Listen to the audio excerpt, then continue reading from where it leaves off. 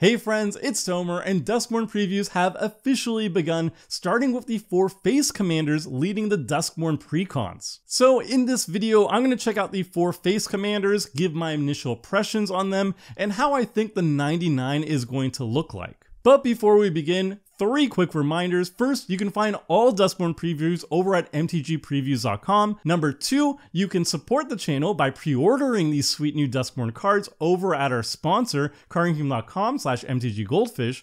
And number 3, you can always help the channel grow by liking and subscribing. Alright, we begin with the Rakdos precons face commander. This is Valgavoth, Harrower of Souls. This is a 4-mana Rakdos 4/4 legendary creature elder demon. It has flying, ward, pay 2 life, and whenever an opponent loses life for the first time during each of their turns, put a +1/+1 counter on Valgavoth, that's a hard one for me to say for some reason, and draw a card. So Valgavoth is a pretty straightforward Rakdos commander. You want your opponents to lose life on each of their turns as efficiently as possible, and that will grow your commander, make it a bigger and bigger threat, and also draw you cards to keep that engine running. So it's Rakdos Group Slug essentially.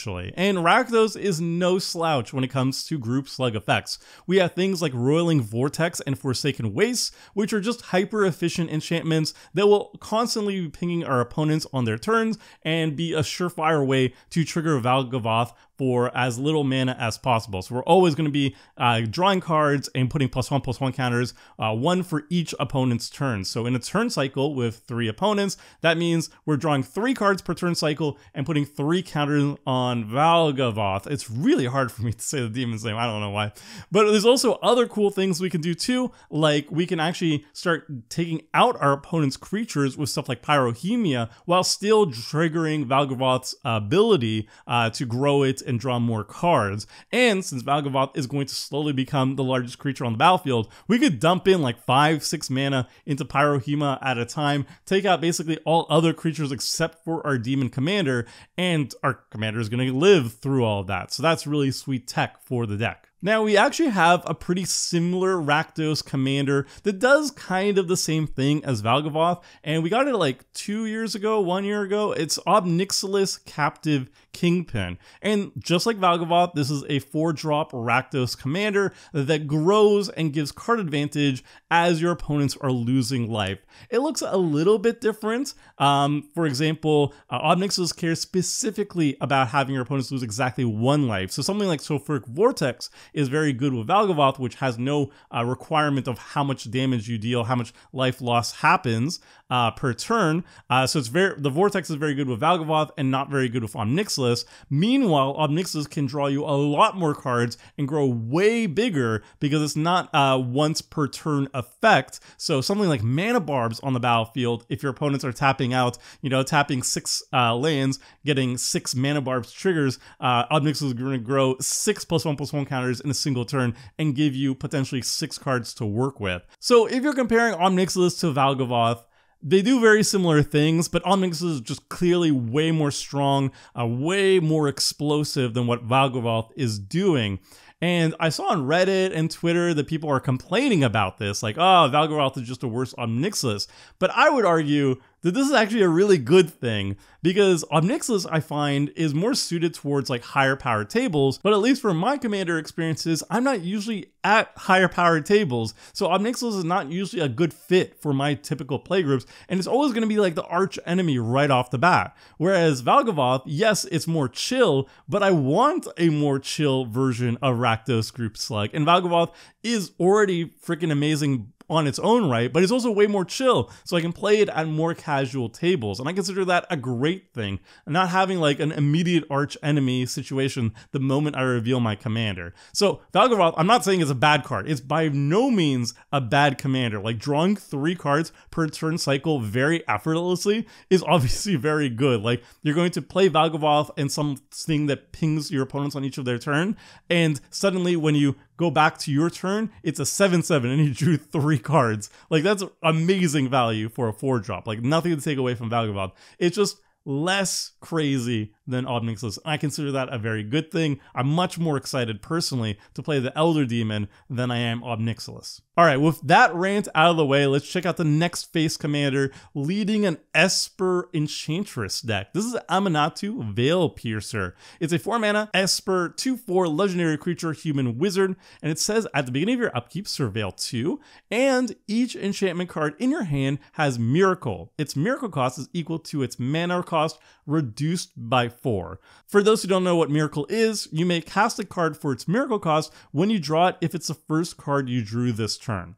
Now, Miracle has shown up in the past, but there's not that many notable cards that have Miracle on it. Terminus and Temporal Mastery are two examples of the most played ones, I believe, where the Miracle cost is way cheaper than hard casting the spell normally. And also, Miracle is really cool because it puts you in a situation where if you're drawing the card on not your own turn, you actually get around timing restrictions. So you can cast Terminus if you cast it for its Miracle cost on somebody else's turn. You know, you draw that card on somebody else's turn, you pay 1 white mana, and then you immediately cast a sorcery for 1 white mana instead of 6 at sorcery speed. It essentially allows you to play draw go and turn all your Miracle spells into flash spells.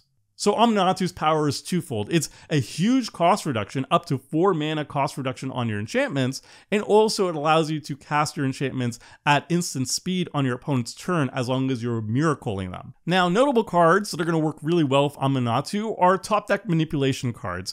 Aminatou already does top deck manipulation for you by surveilling 2 on your upkeep, but you're going to want to run more ways of making sure that you have enchantments on top of your library and then immediately drawing them. So stuff like Brainstorm, Search for Escanta, and Thassa, God of the Sea, the latter 2 both being enchantments, by the way, so if they get miracled, they actually cost a little bit less mana to do too. Those make sure that you have enchantments on top of your library, and then you mix that with ways of drawing cards on your opponent's turns very reliably, like, for example, Rhystic Study, if you want Rhystic Study to be even better, or Trouble in Pairs is another one that's going to be super awesome in an Aminatou deck. It's already awesome by itself, and then it gets 10 times better with Aminatou because it will enable miracle attempts. So yeah, top deck manipulation, and then also being able to draw cards on your opponent's turns as mana efficiently as possible. Those are the 2 main things to make an Aminatou deck work. And then there's the enchantments that you're cheating out. Aminatou gives you a massive mana cost reduction, but it is only generic mana. So it's going to get its maximum value by casting enchantments that have a generic mana cost of like 4 or greater. So cheating out Omniscience, for example, is really, really great. You're paying 6 mana instead of 10. So miracling that out is super awesome. Doomwake Giant, if we're going Enchantress, which this deck is going to go Enchantress because, you know, this works off only enchantment cards. It doesn't miracle just anything, just enchantments.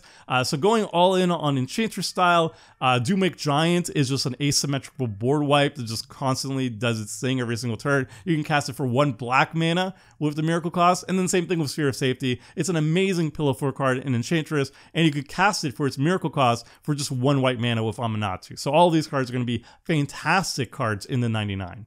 Next, we move to the Simic Lanefall precon. This is Zimone, Mystery Unraveler. This is a 4-mana Simic 3/3 legendary creature human wizard, and it has Lanefall. Whenever a land you control enters, manifest Dread if it is the first time this ability has resolved this turn. Otherwise, you may turn a permanent you control face up. So manifest Dread is a brand new mechanic coming with Duskmourn, and it's basically a mixture of manifest plus kind of surveil, I guess. To manifest Dread, look at the top 2 cards of your library, put 1 onto the battlefield face down as a 2/2 creature, and the other into your graveyard. Turn it face up at any time for its mana cost if it's a creature card. So what are we doing with Zimone? Well, Kadena players are going to be super happy because you could just jam Zimone into the 99 of a Kadena deck and you have a massive upgrade as another way to flip up your morph or manifest or cloak creatures. So that's really cool. But if you're keeping Zimone as the commander, it gets even scarier, honestly, because this has a lot of combo potential. Something like Zimone with Eudora, and then any sort of repeatable creature sack outlet like Alter Dementia is going to be an infinite combo where you trigger Landfall with Zimone, so you manifest Dread, then you sacrifice the manifested creature with Alter of Dementia and mill an opponent for 2, and then Eudora says when that non-token creature dies, you may return to the battlefield face down under its owner's control. It's a forest land, and because it's a forest, it's going to trigger Zimone's Zimone's landfall ability, turning it face up, and then you can sacrifice it to alter Dementia again. The creature will come back as a face-down forest with Eudora. It will trigger Zimone, you'll flip it face up again, and you just do that infinite times for infinite mill. It turns out Simic landfall commanders are really good. Beyond combos, you just have a lot of good stuff available to you too. Any fetch land is just nutty with Zimone because you play the fetch land, you trigger Manifest Dread with Zimone if it's the first land entering the battlefield, then you can crack the fetch, and get another land onto the battlefield, and then you can immediately flip up whatever you had face down. And because you can just flip up any permanent, face down permanent, if you Manifest Dread, let's say, an Omniscience again, you could just like play a Misty Rainforest, Manifest Dread, Omniscience from the top of your library onto the battlefield, crack the Misty Rainforest, and then flip the Omniscience face up, and then just go wild and win the game, basically. So Zimone's really, really good, but there's a lot of really cool build around potential. It's not as straightforward as your typical landfall deck like Tatyova or whatever, where it's just like, oh, you play a land, you draw a card. This is a little bit more funky. There's a lot more things you can do with it. I would say it's more deadly, actually, than the straightforward approach, but it does have specific quirks that you have to kind of work around. And the last face commander of the Golgari Reanimator deck, this is Winter Cynical Opportunist. This is a 4-mana Golgari 2/5 legendary creature human warlock. It has Death Touch, and when it attacks, mill 3 cards, and then it has Delirium. At the beginning of your end step, you may exile any number of cards from your graveyard with 4 or more card types among them. If you do, put a permanent card from among them onto the battlefield with a finality counter on it. So Winter is a straightforward kind of self-mill deck, and it does graveyard shenanigans, but kind of interestingly, in Golgari at least, it's not just focused on creature permanents. It could be any permanent type, so it's a little bit more different than, say, a Marin deck, for example. So the first step that you want to be doing with Winter is you want to be self-milling as efficiently as possible. You really want to have as many cards in the graveyard because its Reanimate ability requires you to exile a bunch of cards while still maintaining Delirium. So cards like Mesmeric Orb or 6, which is another one that when it attacks you mill 3 cards, these are going to be the great engines to make Winter's Reanimate ability super consistent. And since Winter does have a mill attack trigger, you might as well give him evasion various ways. One of the coolest thematic ways of doing so is milling a Filth into your graveyard, so now all of your creatures have Swamp Walk. And if you pair that with like an Urborg to turn everybody's lands into swamps, then you can just attack anybody all the time with Winter, and you have just full-on evasion. Now, what are we reanimating with Winter once we have a stacked graveyard? Well, there's obviously a lot of good creatures we can reanimate, like Nyxbloom Ancient, so all of our lands tap for triple mana, or Shieldred Whispering One, which reanimates and also makes our opponents sacrifice things. But like I said, you don't have to just focus on just creatures. You can focus on other permanent types, and actually you should focus on a variety of card types because then that will trigger Delirium a little bit more efficiently. So something like Portal of Phyrexia is going to be fantastic here. It's a 9-drop massive artifact that is super powerful, and Winter can just, at end step, reanimate it for free. So the power ceiling here is very high. There's just a really high hoop and cost associated to it. And yes, all the permanents come with finality counters, and I know casual commanders hate finality counters because it's like, oh, what if it dies and I want to get it back later? Well, first of all, if you already reanimated it once, it's already done its job. Don't worry about it if it gets exiled. But secondly, if you're really annoyed by finality counters, there are ways of removing it very efficiently. There's even lands that do it. You know, they tap and then just remove a counter from a thing or move a counter from a thing. You can even move the finality counter from your permanents over to your opponent's stuff so that you deny their death triggers and their reanimation because their stuff gets exiled instead. So finality shouldn't really be a big drawback to this card, in my opinion. So yeah, those are the 4 face commanders. We don't have the 99 of the decks yet, but we have a pretty good idea of what the 99 is going to look like.